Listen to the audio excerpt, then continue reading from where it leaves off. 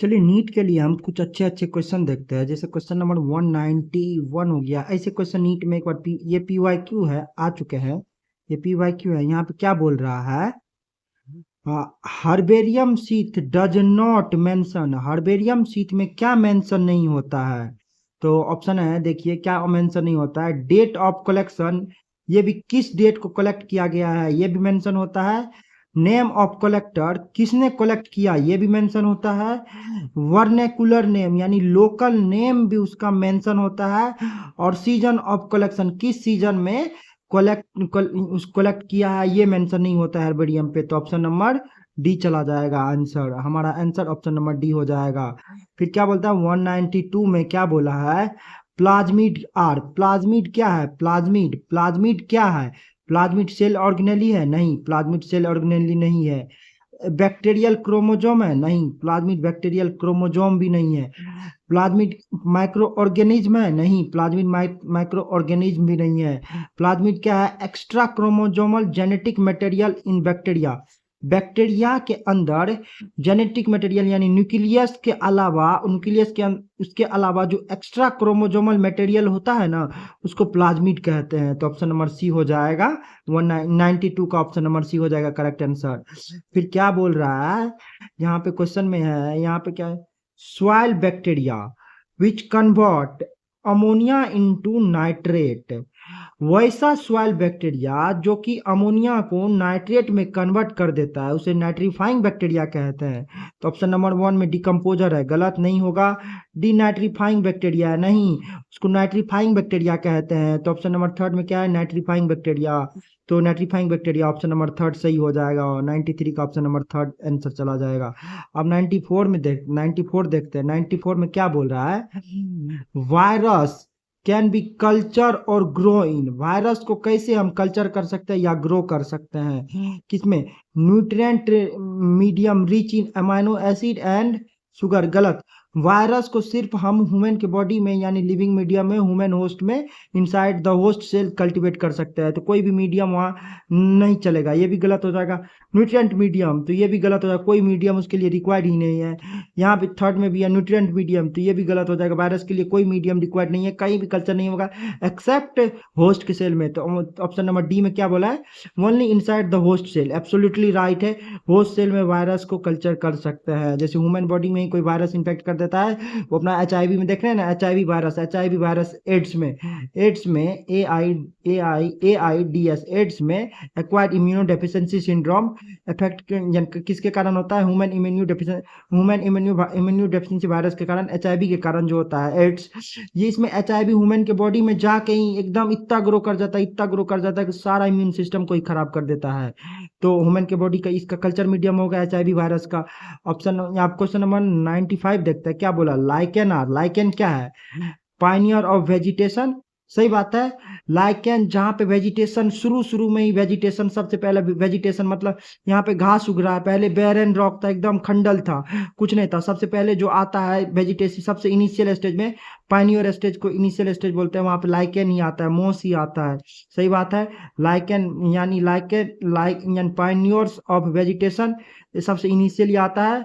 Lichen क्या होता है? Sensitive to SO2 pollution. Lichen SO2 pollution के लिए भी सेंसिटिव होता है, ये भी सही आंसर है। ऑप्शन नंबर फिर क्या बोलता है ऑप्शन नंबर 3 में? Composite organism. कंपोजिट ऑर्गेनिज्म मतलब यहाँ हो गया कि लाइकेन एक सिम्बायोटिक एसोसिएशन में रहता है। कंपोजिट मतलब उसमें एक से ज्यादा लिविंग ऑर्गेनिज्म होता है। सही बात है। लाइकेन किस में? एल्गी और फंगी के सिम्बायोटिक एसोसिएशन से लाइकेन बनता है ना। सिम्बायोटिक एसोसिएशन, एल्गी और फंगी का सिम्बायोटिक एसोसिएशन होता है, यानी एक साथ आता है तब लाइकेन बनता है। तो यहाँ पे वही बोला कंपोजिट ऑर्गेनिज्म मतलब उसमें एक से ज्यादा ऑर्गेनिज्म उसमें मिलते हैं। तो लाइकेन में, एल्गी में मिलता है, फंगी में मिलता है, तो कंपोजिट ऑर्गेनिज्म, ये भी सही है। तो अल्टीमेटली चारों ऑप्शन सही है, चारों के चारों ऑप्शन सही है। तो ऑप्शन नंबर 5 हो जाएगा, ऑप्शन नंबर डी हो जाएगा हमारा करेक्ट आंसर। तो 95 का option number D correct answer हो जाएगा। फिर यहाँ पे देखते हैं क्या 96 में बोला है। क्वेश्चन नंबर 96 में बोला है which member of ascomycetes used as a delicious food. देखो एग्रीकस तो ये सबसे लास्ट वाला फंगी का सबसे लास्ट पार्ट जो होता है उसका हो गया, तो ऑप्शन नंबर पहले ही गलत हो गया। एग्रीकस इसमें भी है, तो एग्रीकस के कारण ये भी गलत हो गया। Morels and truffles, morels and truffles ascomycetes का एग्जाम्पल है, जो कि एडिबल फंगी के एडिबल फंगी होते हैं। तो एडिबल फंगी एस्कोमाइसिटीज का एडिबल फंगी, तो ये हो गया मोरल्स एंड टफल्स, यानी 196 का आंसर चला जाएगा सी नंबर, मोरल्स एंड टफल्स। आप देख सकते हैं। तो आप चलते हैं कुछ एक और दो तीन अच्छे क्वेश्चन के लिए। अच्छे क्वेश्चन यहाँ पे, अच्छे क्वेश्चन में सबसे पहले ये है, यहाँ पे क्या बोला जाता है 96 में क्या बोला है, फाइलोक्लोराइड प्रोड्यूस फ्रॉम रेड एल्गी। तो रेड एल्गी से फाइलोक्लोराइड यानी फाइकोक्लोराइड यानी water holding substance, water holding substance जो कि रेड एल्गी से आता है। एक रेड एल्गी से काराजीन भी आता है, एक काराजीन भी आता है, रेड एल्गी से ही काराजीन आता है। और एक अगर अगर आता है तो लेमनेड या स्टोर फूड होता है, ब्राउन एल्गी का मेनिटोल ब्राउन एल्गी का स्टोर फूड होता है, गलत हो जाएगा। अगर अगर ये हाइड्रोक्लोराइड है जो कि रेड एल्गी से ऑब्टेन होता है, तो आंसर हो जाएगा हमारा 97 का ऑप्शन नंबर सी। तो अब 98 में क्या बोलता है, 98 में बोलता है एल्जीनिक एसिड, एल्जीनिक एसिड इज अ यानी फाइकोक्लोराइड मेनली ऑब्टेन फ्रॉम, ये भी वाटर होल्डिंग सब्सटेंस है एल्जीनिक एसिड भी, जिसे एल्जीन हम बोलते हैं। किससे होता है एल्जीन, कहाँ से आता है, ब्राउन एल्गी से, ब्राउन एल्गी से। ग्लेसेरिया ये हो गया रेड एल्गी का एग्जाम्पल, क्लोरेला यानी ये ग्रीन एल्गी का एग्जाम्पल। तो यहाँ पे ये देखिए लेमिनेरिया जो होता है ये ब्राउन एल्गी का एग्जांपल होता है। तो एल्जीनिक एसिड फाइकोक्लोराइड है जो कि ब्राउन एल्गी से ऑब्टेन होता है, तो ये लेमिनेरिया है। ऑप्शन नंबर ए हो जाएगा, 98 का option number A correct answer हो जाएगा। तो फिर यहाँ पे क्या बोल रहा है, फिर उसके बाद यहाँ पे क्वेश्चन नंबर 90 है, 90 यहाँ 99 यहाँ पे क्या बोल रहा है, watermelon in watermelon tendril are modification of, tendril किसका मॉडिफिकेशन है, एक्जुअलरी लीफ का, एक्जुअलरी बड का, इंटरनोड का, रूट का नहीं। टेंड्रिल जो मॉडिफिकेशन होता है वाटरमेलन में एक्जुअलरी बड का मॉडिफिकेशन होता है। तो ऑप्शन नंबर 2 हमारा आंसर चला जाएगा।